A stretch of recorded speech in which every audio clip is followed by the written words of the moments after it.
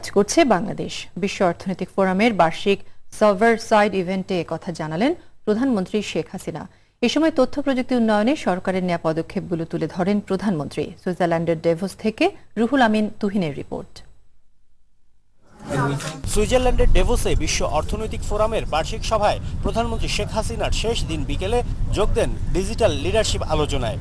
অর্থনৈতিক উন্নয়নে ডিজিটালাইজেশনের গুরুত্ব নিয়ে এই আলোচনায় প্রধানমন্ত্রী শেখ হাসিনা তুলে ধরেন বাংলাদেশের পদক্ষেপগুলো। Through digital revolution, we wanted to expose millions of our youth to most advanced technologies, knowledge and skills, courtesy ICTs. Our aim was to bridge the knowledge and technological gaps within our societies, country. We are now emphasizing more on women freelancers and also to support development in IT freelancers in remote or underprivileged area.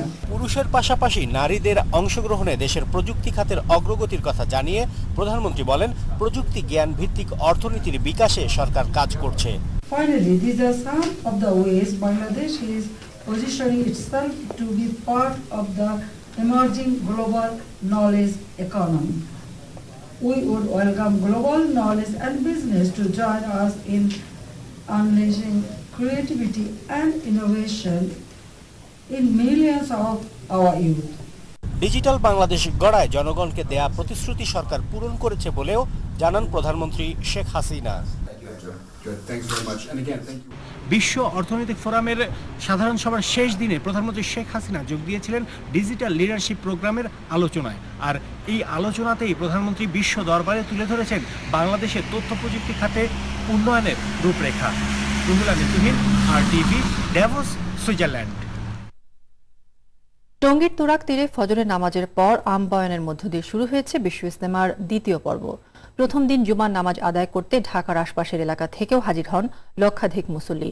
এছাড়া দ্বিতীয় পর্বের প্রায় ৬৮টি দেশের ১৩০০র অধিক বিদেশি মুসল্লি হাজির হয়েছেন ইজতেমা ময়দানে। এদিকে দ্বিতীয় পর্বের ইজতেমা নির্বিঘ্ন করতে র্যাব, পুলিশের পাশাপাশি তৎপর রয়েছেন ফায়ার সার্ভিসের কর্মীরাও। বিস্তারিত জানাচ্ছেন সোহেল রানা।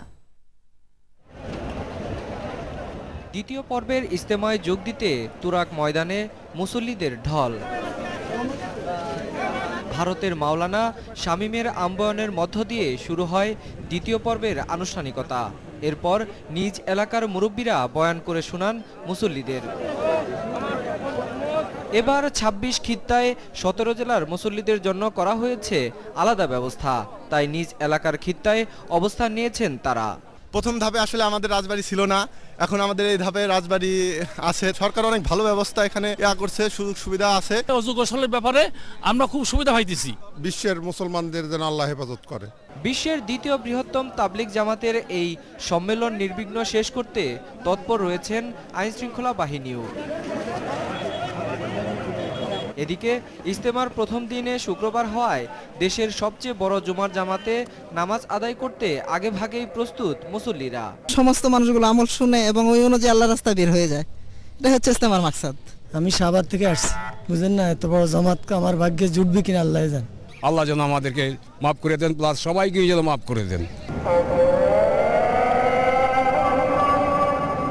নামাজ শুরু হলে একই সঙ্গে জামাতে অংশ নেন লাখ লাখ মুসল্লি। পরে সৃষ্টিকর্তার কাছে দেশ ও মানুষের কল্যাণ কামনায় মোনাজাতে অংশ নেন তারা।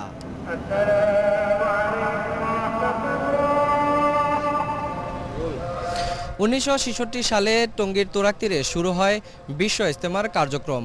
কালের পরিক্রমায় এর পরিধি বেড়ে যাওয়ায় ২০১১ সাল থেকে ২ পর্বে অনুষ্ঠিত হচ্ছে বিশ্ব ইজতেমা।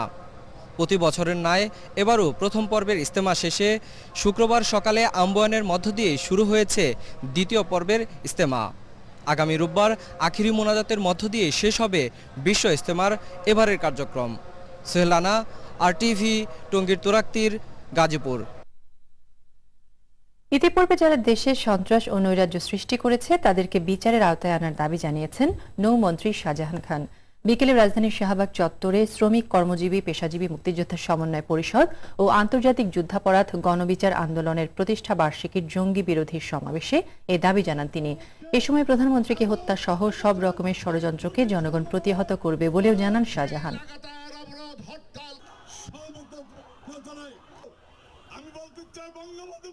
মুসলিম লীগ, নিজাম ইসলাম এবং সব খুনির দল আজকে বঙ্গবন্ধুকে যারা খুন করেছিল সেই বিএনপি সব খুনির দল আজকে ঐক্যবদ্ধ হয়ে শুধু ক্ষমতাচ্যুত নয়, তারা শেখ হাসিনাকে খুন করতে চায়। আমাদের যারা নেতা কর্মী তাদের প্রতি আহ্বান, আমরা নিজেরা আমরা ঐক্যবদ্ধ থেকে ওই খুনিদের বিরুদ্ধে আমরা বাংলার মানুষকে ঐক্যবদ্ধ করে ওদের চিরতরে কবর বাংলার মাটিতে আমরা রচিত করব। পুরান ঢাকার ধোলাইখাল নারিন্দার একমাত্র মাঠ ও ওয়াসার জলাধারটি পরিণত হয়েছে মশা মাছির কৃত্রিম প্রজনন ক্ষেত্রে। মাঠের জায়গায় জায়গায় ভেঙে যাওয়ায় খেলাধুলা দূরের কথা, হাঁটতেই সমস্যা। অন্যদিকে ঐতিহ্যবাহী সিরাজউদ্দৌলা পার্কটি নানা অব্যবস্থাপনায় জৌলুস সারিয়েছে।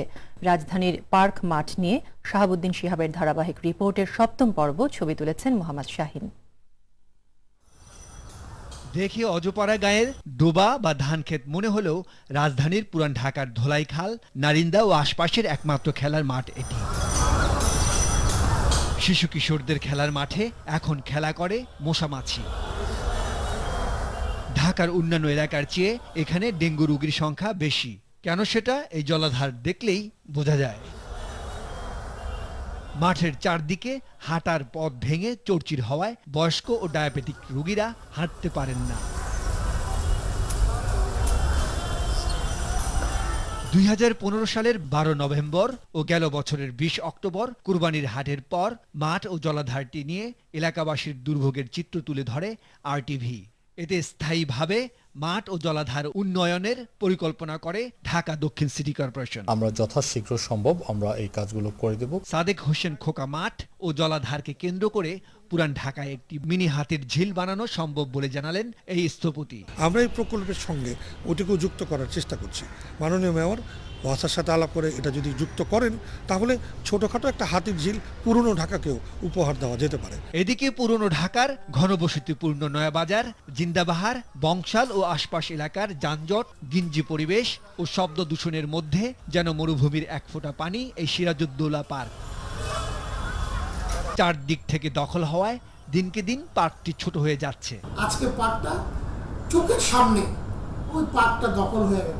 সিরাজউদ্দৌলা পার্ক মানে একটা নামেরও তো একটা মূল্য দেওয়া উচিত ছিল, যে নাকি বাংলা স্বাধীনতার জন্য নিজের জীবন উৎসর্গ করে গেছে। ওখানে দেখছি মাদ্রাসা হয়েছে, মসজিদ হয়েছে। শুধু এইটাই বোধহয় একটু বৃদ্ধি পেয়েছে, এটা হলো যে আপনার ওয়াসার ভবনটা। পার্কটিকে আগের অবস্থায় ফিরিয়ে নিয়ে আরো সুন্দর ও সবুজ করার দাবি জানালেন এলাকাবাসী। ফুলের গাছ এটা সৌন্দর্য বৃদ্ধি করতো, ঘাস দুবলা থাকতো, দেখতে ভালো লাগতো। ইদানিং আর কি এদিকে কোনো গাছ টাছ লাগানো হয় না, হ্যাঁ, বা এটার কোনো পরিচর্যা বলতে কিছু নাই।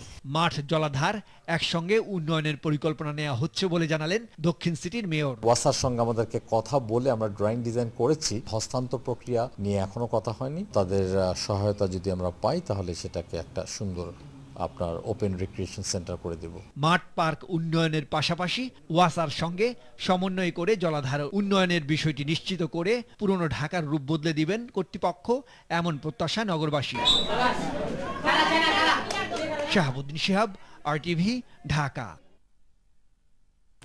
দর্শক, ওয়াশিংটনের ক্যাপিটাল বিল্ডিং এর পশ্চিম লনে যুক্তরাষ্ট্রের 45তম প্রেসিডেন্ট হিসেবে শপথ নিচ্ছেন ডোনাল্ড ট্রাম্প। বিবিসির সৌজন্যে আমরা সরাসরি চলে যাচ্ছি সেখানে।